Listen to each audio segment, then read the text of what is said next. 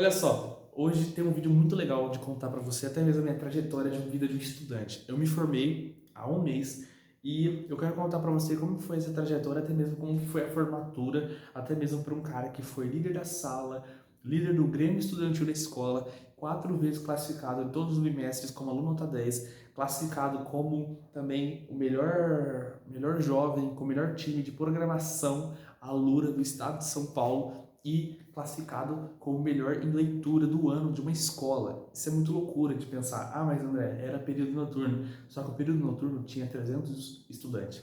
300 estudantes. É muita gente para competir. Perdão. Nossa. Então, de tudo isso, eu quero mostrar para você um lado do André que eu nunca tinha mostrado antes e dar dicas para você, estudante que quer alavancar a sua vida como estudante, que ainda falta alguns anos ou até mesmo só esse ano, mas você quer fazer história dentro dessa escola e sair lá com uma certa glamour, sabe? Poxa, eu fiz história, ou eu me dei bem, ou eu dei o meu melhor, eu dei o meu máximo e tal. Porque não adianta as pessoas falarem que não adianta eu ser o melhor aluno, não adianta fazer essas coisas, só que minha vida profissional ser pobre, ou eu ter pouco dinheiro, ou eu não ser o cara que eu fui na escola, só que na vida. Faça o seu melhor, ligue para você, não ligue para que as pessoas falam isso. Porque se você está sendo bom na escola, você vai ser bom lá fora. É fato. Ah, mas você vai ser um funcionário de um cara que criou uma empresa e não estudou. Não, mas você não tá entendendo a história. Se você não for um cara, uma moça, sei lá, que não fizer uma história nessa situação, o cara não vai te contratar. É, porque ele não vai conseguir contratar você, porque você descobriu o que tem de potencial em você. Mas enfim, o que eu quero dizer com isso? Eu reprovei uma vez só. Só que pelo que eu reprovei foi muito simples, muito besteira. E desde então isso foi sempre algo que eu deixei em sigilo. Tipo, deixei escondido e eu nunca quis comentar, tipo, no água. Eu nunca quis comentar com ninguém. Que foi essa reprovação que eu tive numa escola. Nossa, ia se queimando. E aí, eu tive essa reprovação na escola e eu nunca comentei com ninguém. Nunca gostei de comentar com alguém sobre isso. Eu reprovei no primeiro ano do ensino fundamental, bem criancinha, quando você inicia a sua trajetória como estudante, bem no início, porque o maldito não sabia ler. Eu não sabia ler. E o diretor, ele era homossexual, não tem nada a ver com isso. Só que meu pai, ele é pastor e naquela época ele ainda mais, ele já era mais jovem e tal, e ele pregava com fervor e tal, tipo, loucura e tal. E naquela época se batia muito nessa questão e etc. Enfim, mas nada contra, etc. Mas aí ele falou, ah, e tal, por vocês serem da igreja, então também vão reprovar com mais certeza ainda. Então ele me reprovou por não ter sabido ler.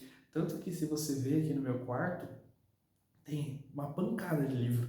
Comprei mais livro, compro livro, leio livro, amo livro e vou morrer lendo livro. E, pô, vou ter coleção de livro, um dia eu vou fazer um livro, vou publicar livro, entendeu? Tudo isso. Porque eu criei uma revolta dentro de mim em relação a essa leitura. Então eu reprovei no início de tudo, sabe? No início. Então, quando você começa mal, é fato que o seu começo de largada vai ser mal. E é muito triste pensar isso, porque é literalmente como se fosse uma maratona de uma corrida física. Eu simplesmente peguei e comecei meus próximos anos assim de estudante muito mal, tipo, literalmente muito mal, e eu não consegui superar nada do que passou. Então, pô, primeiro, segundo, terceiro, quarto, quinto, sexto ano foram os piores da minha vida. Eu perdi 7 anos da minha vida, digamos assim, porque eu não consegui me adequar. Tanto que quando eu fui reprovado, a minha mãe, ela chorou muito. Ela ficou depressiva e tal, porque eu era bem criancinha, eu não tinha noção do que estava acontecendo e tal.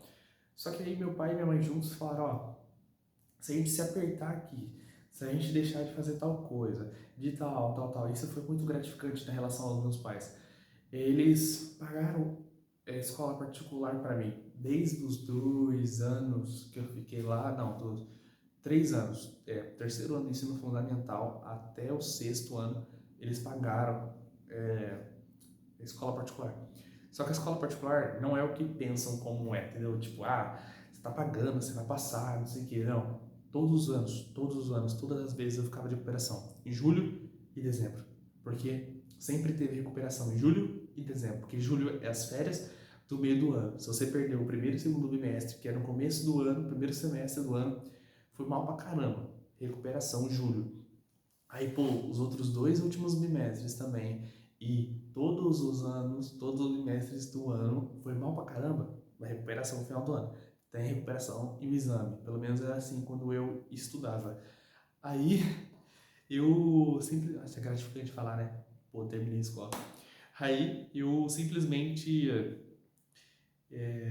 não consegui me compreender melhor e tal. Não sei se eu, até nesse vídeo eu conseguiria falar como eu me senti ou como foi essa história toda pra minha vida.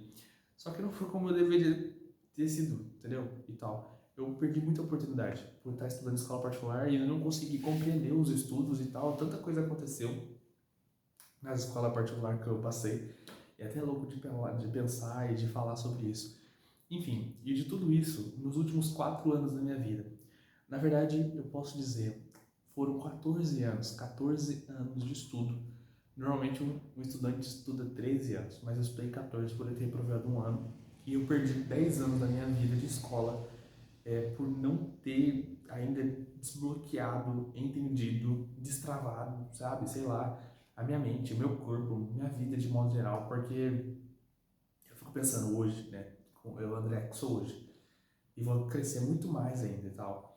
Eu tenho uma mentalidade muito forte, uma mentalidade muito boa, sou inteligente, sou maduro agora, né? Aprendi a ser maduro, a entender os meus sentimentos, a entender o sentimento do outro, a entender que pessoas trabalham, a entender que pessoas têm prioridades, pessoas têm suas vidas, pessoas têm suas coisas, e tipo, todas essas coisas que eu não aprendi quando eu era mais novo e tal.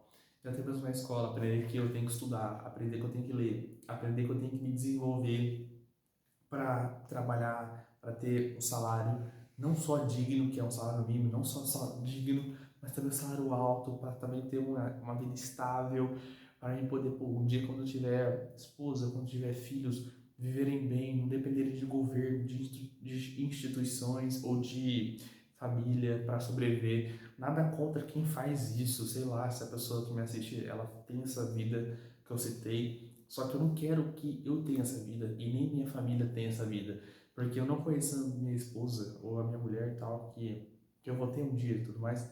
Só que talvez, não sei se é destino da vida e tal, mas enfim, só um exemplo. Talvez essa pessoa está vivendo essa situação e eu quero que essa pessoa saia dessa situação, você me entende? Então, 10 anos da minha vida foram perdidos, digamos assim, de escola. E os últimos 4 anos eu fiz história. Então, os últimos 4 anos eu fui melhor aluno no estado do Mato Grosso do Sul. Fui para São Paulo, fui aluno do estado de São Paulo. Fui classificado nos 3 últimos anos do ensino médio como o melhor aluno do ensino médio. Programação, melhor estado de São Paulo. Isso é muito louco de pensar. Nós estamos falando do coração do Brasil, gente. Você pode parar para pensar uma coisa dessa? A pessoa fala, poxa, a capital do Brasil é Brasília, Distrito Federal, no centro do Brasil. Só que eu digo, não sei se isso é realmente verdade, mas o coração do Brasil é São Paulo. Ah, eu acho que é. Tem os melhores salários, tem as melhores comidas, tem tudo melhor, tem tudo pior também. Então, tipo, aqui é classificatória de tudo. Aqui passa o que for no mundo, passa por aqui, dinheiro. Mas aqui tem tudo maior também, o aeroporto, rodoviária, não sei que, cidade, tipo, tudo. Não, não tudo, né? Porque agora eu lembrei, Minas Gerais tem 815, eu acho, 45 cidades e tal, mas enfim. Não para entender, o coração do Brasil, acredito eu que seja São Paulo. Então tudo isso para mim foi gratificante. Honrei aos meus pais. Meus pais viram toda essa trajetória, sofreram muito, choraram muito, pensaram que eu iria ser um cara burro a vida inteira, mas eu fui lá e mostrei a diferença. Só que agora eu mudei meu pensamento. Não basta só isso. Eu já tenho tudo isso. Eu tenho uma pasta só de certificados, só de premiações, provas, papéis, sabe, de prova de papel, tudo com nota 10, todas as matérias, boletim, tudo 10, tal, tudo 10, 10, 10, tal. Notas altas, notas boas, mas não depende só disso agora. Eu vou fazer 18, 19 anos. Eu sou um jovem agora, 19 anos, que precisa agora cuidar da minha vida profissional. Eu preciso ter dinheiro. Eu quero ter uma namorada. Eu quero namorar. Mas Eu não posso começar um namoro se eu não ter dinheiro o suficiente para manter um relacionamento. Porque tem que ter dinheiro, não adianta a pessoa falar, não, é por amor. Não, mas não é assim, André, tem que ter tal, tal. Pode pensar assim, mas eu penso da minha maneira. Eu penso que eu tenho que ter um carro, eu tenho que ter uma moto, eu tenho que ter um salário estável, porque eu não posso depender dos meus pais, e nem ela depender dos pais dela para poder sair. Pô, o meu namorado tá chegando aqui e, pai, você não tem como dar 50 reais, 50 para mim lá, junto com o meu namorado? Uma namorada falando. Aí o namorado também pergunta pro próprio pai, pra própria mãe, para dar um dinheiro. Não, que isso? Na minha concepção, isso tá totalmente errado, de acordo com o que é para ser, na minha opinião. Então, é isso que eu penso. Eu falo, pô, não, tem que ter um carro, tem que me preparar, tem que ter uma moto, tem que ter dinheiro. Pô, vai sair para jantar? Vou pagar a conta só eu, deixa que eu pago. Pô, isso é fatal para um ser humano, na minha opinião, para um homem. Então, pô, paga lá, compra um presente, compra um doce, compra uma sobremesa. Entendeu? Agradar a pessoa, agradar essa namorada, essa mulher e tal, porque talvez a pessoa vai se tornar algo, a pessoa vai se tornar a pessoa que vai dividir a vida inteira com você, né, até o final. Então, entendeu, né? Não sei se deu para entender, não quis aprofundar muitas coisas porque eu tenho uma visão muito diferente das pessoas atualmente. Então, a minha visão é essa. Eu gosto de honrar as pessoas, eu gosto que elas se sentem importantes, porque um dia a pessoa faz isso por você. Acho que deu para compreender o meu vídeo. Deus te abençoe e tamo junto.